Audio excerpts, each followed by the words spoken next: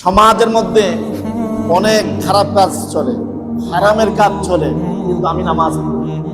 এখন যখন আমি ক্ষমতাবান হয়ে যাই সমাজের মধ্যে, অনেকে যদি এসে আমাকে বলে যে ভাইজান সমাজের মধ্যে এই কাজটা চলে, হারাম কাজ চলে, এই অবিচার কাজগুলো চলে, আপনি সেটাকে একটু দেখলে ভালো হতো না? ওদের কাজ ওরা করো, আমি কি করব? এরকম বলে না? এরকম লিডার আছে না সমাজে? ওদের কাজ ওরা করুক, আমি কি করব? সেটাও কিন্তু আপনি কথাটা বলে কিন্তু সমর্থন দিয়েছেন। খবরদার না, মুসলমান জাতি এটা নয়। অন্যায়কে মুসলিম জাতি কখনো প্রশ্রয় দেয়? অন্যায়কে কখনো প্রশ্রয় দেওয়া যাবে না।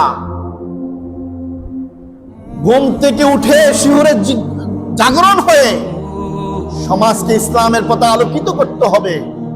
শক্তি সামর্থ্য দিয়ে আপনার শক্তি সামর্থ্য দিয়ে সমাজকে আলোকিত করতে হবে। ইসলামের যে আইন কানুন গুলো আছে, ও আইন কানুন গুলোকে বাস্তবায়ন করতে হবে। তখন আপনি প্রকৃত মুসলমান হতে পারবেন। শুধু 5 ওয়াক্ত নামাজ পড়লাম, নিজের স্বার্থটা নিজে খুঁজলাম, এটার নাম ইসলাম? এটার নাম ইসলাম নয়।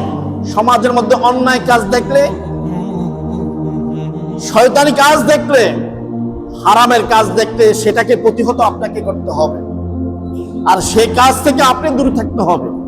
প্রথম হচ্ছে আপনি সেই কাজ থেকে দূরে থাকতে হবে, তারপর ওই কাজগুলো দেখলে আপনাকে কি করতে হবে? বাধা দিতে হবে।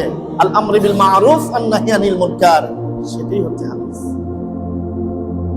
সৎ কাজের আদেশ দিতে হবে, অসৎ কাজ থেকে কি করতে হবে? মানুষকে বাধা প্রদান করতে হবে।